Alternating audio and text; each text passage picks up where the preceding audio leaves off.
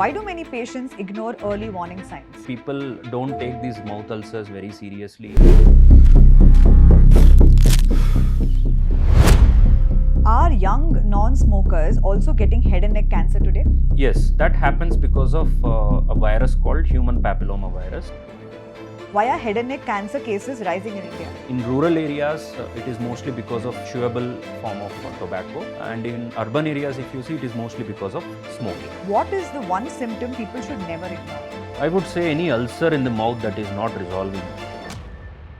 Head and neck cancers are often overlooked because their early symptoms can seem very common. And to discuss this, we have with us Dr. Supreeth, medical oncologist at Sri Shankara Cancer Hospital and Research Center. Welcome, doctor. It's noticed that head and neck cancers are one of the most common kind of cancers occurring in the male population today in India. So what are your thoughts on it?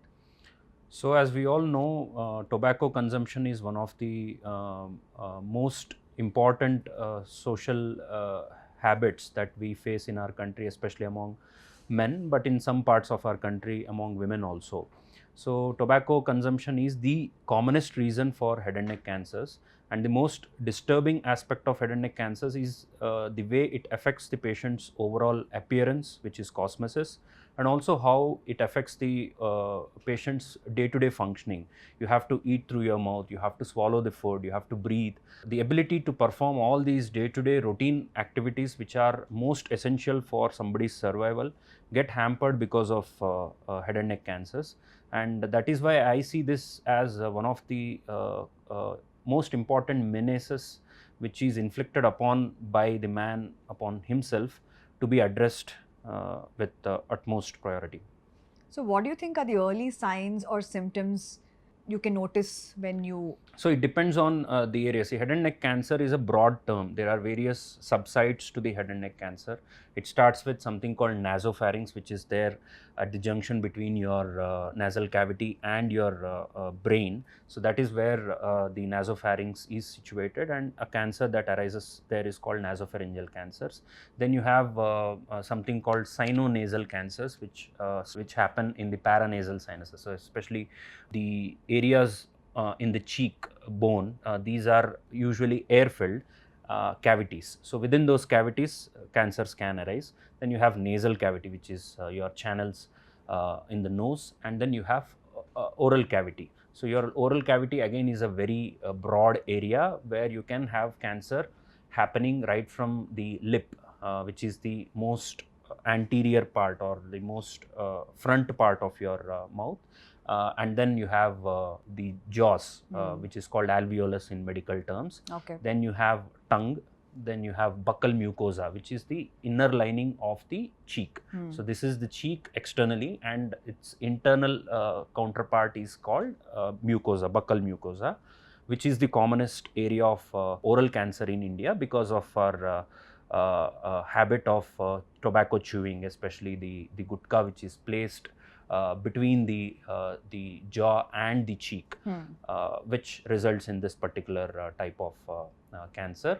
Then you have floor of mouth, which is beneath the tongue, then the tongue itself. Then you have base of tongue, which is the posterior portion of the tongue, which will be like a vertical wall. And then you have the pharynx. So your mouth essentially opens into something called pharynx. Okay. Upper one is nasopharynx, then you have oropharynx, then you have laryngopharynx. So the oropharyngeal area is one of the commonest areas for cancers among the head and neck cancers. Then you have larynx, which is the voice box. Then within the larynx, there are again 2-3 subtypes: above the larynx, below the larynx, etc. And then the posterior, the uppermost part of the esophagus. So you essentially your pharynx opens into esophagus. Esophagus is what we in popular terms call, or in lay terms call, food pipe. So the uppermost part of it is called the cricoid. So post-cricoid is one of the commonest areas for cancer. So these are the areas where your cancer can affect an individual depending on their tobacco consuming habits. For example, as I said earlier, somebody with a gutka chewing habit, the commonest site will be the buccal mucosa or the alveolus, the jaw or the inner lining of the cheek. Somebody who smokes, will mostly develop tongue cancer or a oropharyngeal cancer or a laryngeal cancer. So depending on the type of tobacco or somebody who sniffs, there are sniffing varieties of tobaccos as well, and somebody who sniffs, they are most likely to develop nasal cavity or paranasal sinus related cancers. So this is how the based on the area of involvement, the type of symptom differs. Understood. Why are head and neck cancer cases rising in India? Because as I said, in rural areas, it is mostly because of chewable form of tobacco, and in urban areas, if you see, it is mostly because of smoking. Okay. Can a small mouth ulcer be an early sign of cancer? No, not every mouth ulcer should put you under stress about having the cancer, because there are a lot of non-cancerous causes for mouth ulcers. For example, there is something called aphthous ulcer, which is or stress ulcer. So this happens randomly, or in certain individuals it happens because of consumption of certain varieties of food. Then you have heat also. That is what people explain it as in popular terms, but aphthous ulcers as such do not have precise cause, but one of the one of the well described causes is something called Crohn's disease, which basically affects the entire gastrointestinal tract. It can also affect likewise the oral cavity also, and that can manifest in the form of aphthous ulcers, but that is little rare. But otherwise aphthous ulcers happen randomly, they do not have any.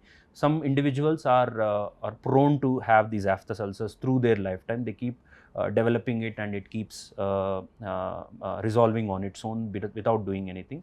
And certain types of vitamin deficiencies can lead to mouth ulcers or the ulcers at the angle of the lips. So that is called angular cheilitis. So these are some of the common ulcers that, and also ulcers can happen because of sharp tooth, which can keep pricking a particular area, but by the way, that can also be a predisposing factor for developing or converting into cancer. So somebody with sharp tooth which is impinging onto the tongue repeatedly or onto the buccal mucosa, it is something that needs to be addressed as early as possible before it leads to cancer. So it so happens that when you're brushing, accidentally, I think when your brush touches the membrane or the layer, we can develop an ulcer. So is that also concerning? No, not at all. But any repeated trauma, even sharp tooth as a matter of fact, is basically the tooth is not causing the cancer. It is repeated irritation to that particular area happening over a period of many years, which is gradually converting into cancer. Are young non-smokers also getting head and neck cancer today? Yes, that happens because of a virus called human papilloma virus, which is the commonest cause of non-tobacco related cause for oropharyngeal cancer. And yes, many young individuals are developing HPV related oropharyngeal cancer. Why do many patients ignore early warning signs? As we discussed earlier, people don't take these mouth ulcers very seriously. They think that they resolve on their own. And a lot of times these patients will just have vague symptoms like loosening of tooth. Loosening of tooth is one of the commonest symptoms with which a patient with the jaw cancer presents to us with. So they just ignore it, thinking that it's just because of age that the tooth might have gotten loose. So that happens, and only after it reaches a certain point where the patient's pain is intolerable or multiple teeth are falling off, that is when patients present to a dentist commonly. Got it. Is HPV also linked to certain head and neck cancers? Yes, as we discussed, oropharyngeal cancer is one of the classical sites for HPV related cancers, but there are other cancers. Even cancer can happen anywhere in the oral cavity, the base of tongue. All these areas can have cancer because of HPV. Even nasopharyngeal cancer rarely can be caused by HPV. Externally, if you were to notice any signs, what would it be? Maybe on the face? Again, depending on the area of involvement. If it is a buccal mucosal cancer, patients will develop cheek swelling. So cheek gradually starts swelling. And if it is a lip cancer, patient will be able to see ulcer over the inner lining of the lip or at the angle. And if it is a tongue ulcer, obviously when you are brushing, you will be seeing, or there will be pain. In some advanced stages, there will be bleeding from that ulcer. So the ulcer would have gotten so bad that it starts bleeding. There will be foul smell from the mouth. So these Hmm. are some of the common symptoms and signs by which you can identify head So and neck neck, cancers. if you were to mention about So some neck is external commonly, signs. it is called head and neck because in the neck area you have lymph nodes. Okay. So anywhere in the body you have lymph nodes, and these lymph nodes basically do the job of a traffic junction. Okay. So they collect all the bad blood and deliver them towards the heart for purification. So in this process, since they are collecting all the bad blood, they are also prone to collect these cancerous cells more. So any cancerous involvement in any of these areas would first spread, if they have to spread, to the lymph nodes. Okay. Either depending on the side. For example, right side of your tongue is involved, so it can go to the right side of the neck. Likewise, right side of the buccal mucosa, if it is involved, it goes to the right side of the neck. Since it involves these lymph nodes in the neck as well, they are called head and neck cancers. What is the one symptom people should never ignore? I would say any ulcer in the mouth that is not resolving Okay. for a few months or weeks, you can say. Weeks, huh? Any ulcer in your mouth that is not resolving beyond 1 month is something that has to be taken seriously and should be evaluated. Okay. And obviously any swelling which is growing constantly in your neck area. Okay. Because your neck area can also harbor certain other types of cancers like lymphomas, which have no connection to the head and neck cancers. They are a separate entity. They are a type of blood cancer, but still they can present as neck swellings. As you said, it's a junction, so we need to Correct. make sure that everything around it is.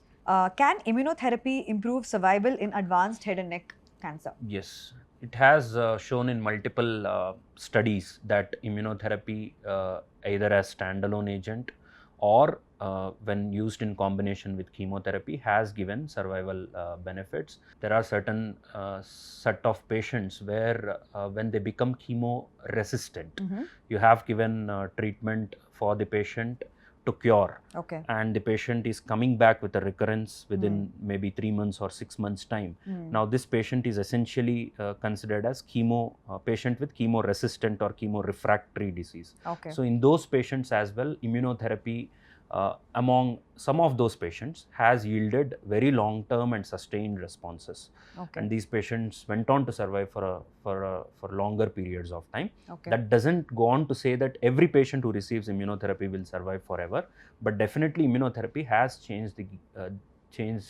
the way head and neck cancers were managed as compared to what it was 10 years ago. Would eyes also come under this domain, sir? No. Okay. Eyes do not come. Eyes belong to a separate entity. Okay. There we see different types of cancers called retinoblastoma, etc. But they are mostly seen in pediatric population. Okay. Any final message to our viewers?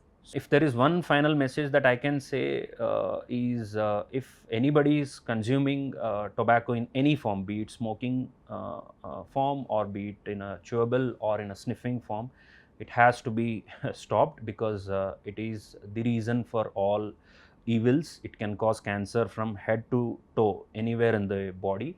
So that is something that needs to be addressed by yourselves. You need self-help for that. Obviously, if you are in need, you can always seek help from some professional as well for smoking cessation. Thank you so much, sir. It was a very informative session. And to all of you watching, stay aware and keep your lungs healthy and safe.